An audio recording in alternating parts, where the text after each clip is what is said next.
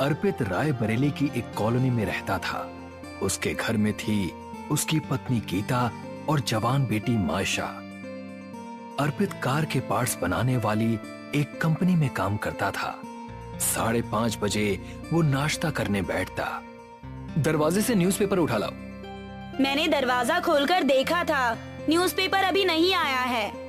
मैंने सुनील को 50 बार कहा है कि हर हालत में न्यूज़पेपर 5 बजे तक आ जाना चाहिए, लेकिन उसकी समझ में ही नहीं आता। मैं उससे न्यूज़पेपर बंद करा के किसी और से डलवाना शुरू करूंगा। अर्पित शाम 4 बजे तक घर वापस लौट आता था। आज भी वो फ्रेश होने के बाद हमेशा की तरह न्यूज़पेपर में डूब गया। अचानक पीछे से किसी ने उसकी आंखें बंद कर दी। ज्यादा न्यूज़पेपर पढ़ना अच्छा नहीं होता। बोलो, मैं कौन हूँ? मायशा, क्यों पापा को परेशान कर रही हो? ओफो, आपने तो सारा मजा ही खराब कर दिया। मैं तो डर ही गया था। इतनी भयानक आवाज तुमने कैसे निकाली? मुझे कॉलेज में हॉरर स्टोरी टेलिंग में फर्स्ट प्राइज मिला है। ये तो बहुत अच्छी बात है। क्या अच्छी बात है इसमें? ये फालतू के काम करके क्या तुझे कोई नौकरी मिलने वाली है? और क्या, इससे नौकरी भी मिल सकती है और अच्छे वॉइस ओवर आर्टिस्ट की बहुत डिमांड है आजकल। तभी किसी ने दरवाजा खटखटाया। दरवाजा खोलो अर्पित गुप्ता, वरना मैं छत से अंदर आ जाऊंगा। अब क्या कोई असलियत में भूत आ गया? गीता ने दरवाजा खोला। पड़ोसी नारायण जी थे। नारायण भाई साहब, आप कब से भूतों की आवाज निकालने लगे? मैं तो बचपन से ऐसी आवाजें निकाल रहा हूँ। रोहन ने मुझे बताया कि मायशा बिटिया को हॉरर स्टोरी कंपटीशन में प्राइज मिला है, तो मैं बधाई देने चला आया। Thank you uncle. अर्पित, तुमने आज के न्यूज़पेपर में पढ़ा या नहीं? कोटा में अभी 25वें छात्र ने आत्महत्या की है। अच्छा हुआ मैंने अपने छोटे बेटे को कोटा नहीं भेजा। अब वो अपनी मनपसंद फिल्म मेकिंग का कोर्स कर रहा है। मैं तो अभी न्यूज़पेपर लेकर बैठा हूँ। मेरा न्यूज़पेपर वाला बहुत लेट आता है। उस नालायक को मैंने बहुत बार समझाया, पर उसकी समझ में नहीं आता। शाम को न्यूज़पेपर पढ़ने में मजा ही नहीं आता। तो भी घुसे तो उसी में रहते हैं आप। तुम मेरे न्यूज़पेपर वाले से बात करो। वो लड़का सुबह 3:30 बजे ही न्यूज़पेपर डालकर चला जाता है। क्या? सुबह 3:30 बजे? हाँ, और पैसे लेने के मामले में भी बहुत विनम्र है। उसे तुम जितना चाहो उतना पेमेंट दे दो, कोई बहस नहीं करता। कोई नया लड़का है, गांव से आया हुआ लगता है।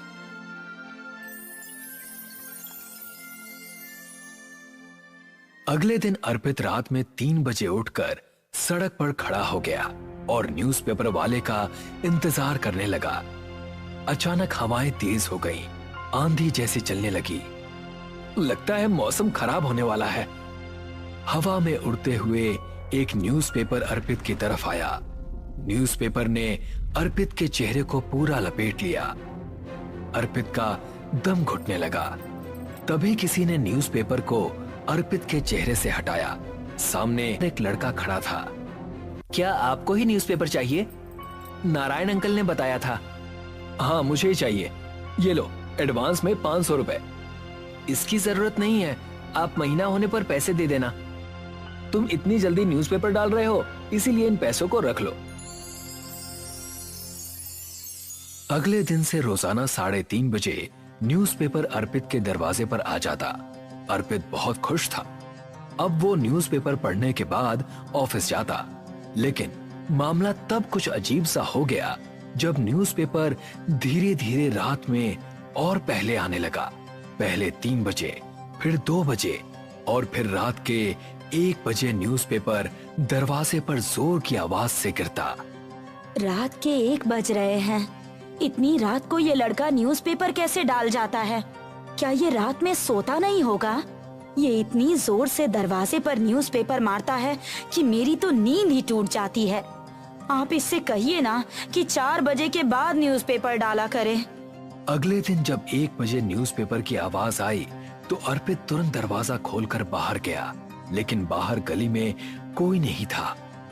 अर्पित ने उसके अगले दिन भी यही किया, लेकिन फिर भी वो लड़का नहीं दिखा।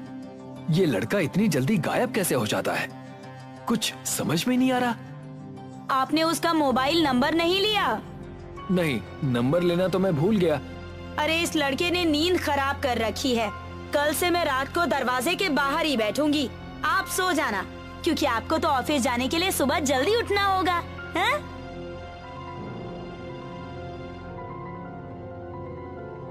अगले दिन गीता दरवाजे के बाहर बैठ गई। 1 बजते बजते उसकी आंख लग गई। अचानक न्यूज़पेपर तड़ाक से गीता के मुंह पर आकर लगा, तब वो घबरा कर उठ बैठी। उसने देखा गली में एक शैतान हंस रहा है। गीता तुरंत भागकर अर्पित को जगाने गई। उठिए, 1 मिनट बाहर चलिए। अर्पित और गीता जब बाहर पहुंचे तो बाहर कोई नहीं था। वो शैतान यही था। कोई शैतान नहीं होगा, मुझे लगता है वो लड़का शरारती है। उसने मुखौटा पहनकर तुम्हें डरा दिया होगा। नहीं, वो मुखौटा नहीं था। आप नारायण जी से बात कीजिए। अर्पित ने नारायण को फोन किया, लेकिन नारायण उस समय शहर से बाहर था। नारायण जी तो बाहर है, 15 दिन बाद घर लौटेंगे। रविवार को मेरी छुट्टी है, शनिवार की रात मैं घर के बाहर बैठूंगा। देखता हूँ वो लड़का कैसे नहीं मिलता है।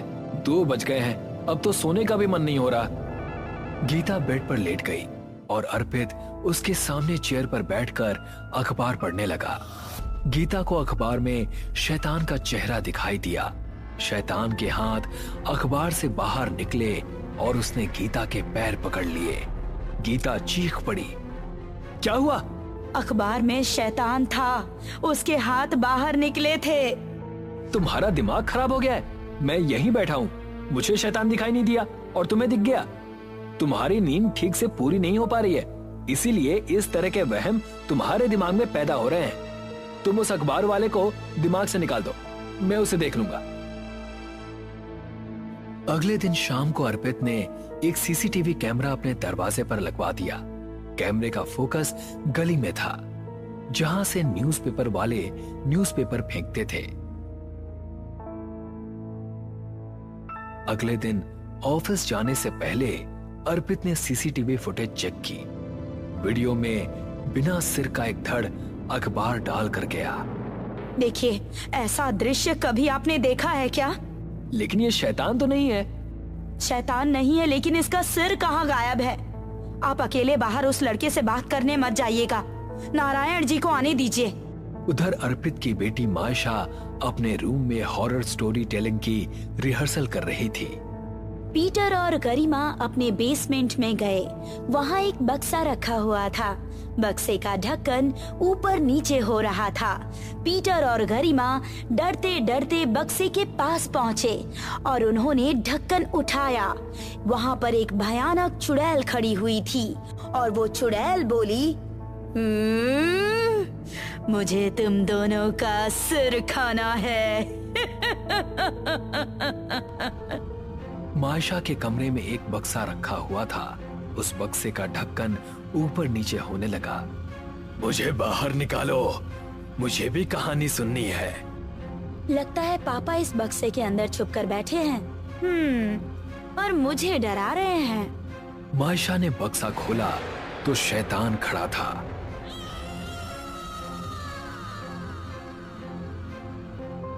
मायशा ने बक्से का ढक्कन गिरा दिया और बाहर भागी। पापा, मेरे कमरे में भूत है, जल्दी चलिए। अर्पित मायशा के साथ कमरे में गया। बक्से में अखबारों का ढेर था। क्या ये अखबार तुमने इकट्ठे किए हैं? हाँ, दरअसल मैं अपनी कहानियाँ अखबार से निकलने वाली घटनाओं से ही बनाती हूँ। इन अखबारों को यहाँ से हटा दो। अखबार वाला लड़का कुछ गड़बड़ कर रहा है। कुछ दिन हमें सावधान रहना होगा। अर्पित और गीता ने कुछ दिन न्यूज़पेपर उठाए ही नहीं। न्यूज़पेपर 1 बजे ही दरवाजे पर आता रहा, लेकिन एक रात अर्पित और गीता को उठना ही पड़ा, क्योंकि उस रात लगातार दरवाजे पर न्यूज़पेपर लगने की आवाजें आ रही थी, जैसे एक नहीं कई सारे न्यूज़पेपर फेंके जा रहे हों। ये क्या हो रहा है? अब तो मुझे बाहर जाना ही होगा। आप ये लाठी ले जाओ, इससे भूत का सिर तोड़ देना। अर्पित लाठी लेकर रोड पर गया, लेकिन शैतान तेजी से भाग गया। इस न्यूज़पेपर वाले ने तो नाक में दम कर दिया है, चैन से सो भी नहीं पा रहे हैं। काश मैं जल्दी न्यूज़पेपर पाने के चक्कर में पड़ा ही ना होता। घर में जाकर अर्पित ने गीता से कहा, कुछ दिनों के लिए हम लोग भी किसी होटल वगैरह में चलते हैं। जब नारायण जी वापस आएंगे तो हम भी वापस आ जाएंगे। अर्पित का परिवार कुछ दिनों के लिए घर से बाहर चला गया। कुछ दिनों बाद वो लोग वापस लौटे। दरवाजे के आगे अखबारों का ढेर लगा हुआ था। उसी दिन अर्पित ने नारायण से बात की। तुम चिंता मत करो, वो लड़का पकड़ में आ जाएगा। अर्पित और नारायण ने 2 आदमियों को कुछ पैसे दिए और उनसे कहा, एक 20-22 साल का लड़का न्यूज़पेपर डालने आता है। वो रात में 1-2 बजे के करीब आएगा। तुम दोनों उसे पकड़ लेना और फोन करके हमें बुला लेना। दोनों आदमी रात में कॉलोनी के गेट पर खड़े हो गए। 1 बजे न्यूज़पेपर वाला लड़का आया। सुना, तुम यहीं रुको, हमें तुमसे कुछ काम है। लड़का शैतान में बदल गया और उसने दोनों आदमियों की गर्दन उठाकर उन्हें हवा में उछाल दिया। अर्पित अपने घर फोन आने का इंतजार कर रहे थे। उनके गेट पर जलता हुआ न्यूज़पेपर आया। अर्पित का दरवाजा खुला हुआ था, उसके पर्दे जलने लगे और घर में आग लग गई। मैं आग बुझाती हूँ, आप रोड पर जाइए। अर्पित और नारायण रोड पर पहुंचे और उन्होंने शैतान को पकड़ लिया। बोलो, तुम कौन हो और क्यों हमें परेशान कर रहे हो? शैतान एक लड़के की आत्मा में बदल गया। मेरा नाम आकाश है। 10 साल पहले मैं इस कॉलोनी में न्यूज़पेपर डाला करता था। उस समय इस कॉलोनी में एक अधिकारी रहता था, जिसके घर में न्यूज़पेपर डालने जाता था। मैं कोशिश करता था कि अधिकारी के घर में 5 बजे तक न्यूज़पेपर दे आऊं, लेकिन कभी कभी मुझे देर हो जाती थी।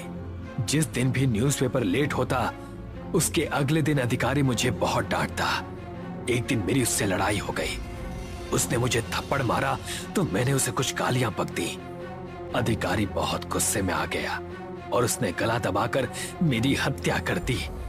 किसी को पता न लगे, इसीलिए वो मुझे चुपचाप जाकर नदी में फेंक आया। मैं उस अधिकारी को मार चुका हूं और अब उन लोगों को परेशान करता हूं जो जल्दी न्यूज़पेपर पाने के लिए पागल रहते हैं। लोग न्यूज़पेपर वालों की परेशानियां नहीं समझते। न्यूज़पेपर वाले रात में उठते हैं, फिर न्यूज़पेपर लेने प्रेस तक जाते हैं और फिर घर घर बांटते हैं। उनकी नींद टुकड़ों में पूरी होती है, लेकिन अखबार पढ़ने वालों को तो बस टाइम पर न्यूज़पेपर चाहिए। मुझे माफ कर दो, मैं जल्दी न्यूज़पेपर पाने के लिए कुछ ज्यादा ही संवेदनहीन हो गया था। मैं अपने पुराने न्यूज़पेपर वाले से ही बात कर लूंगा, लेकिन मेरा पीछा छोड़ दो। उस दिन के बाद से लड़के का भूत कभी दिखाई नहीं दिया।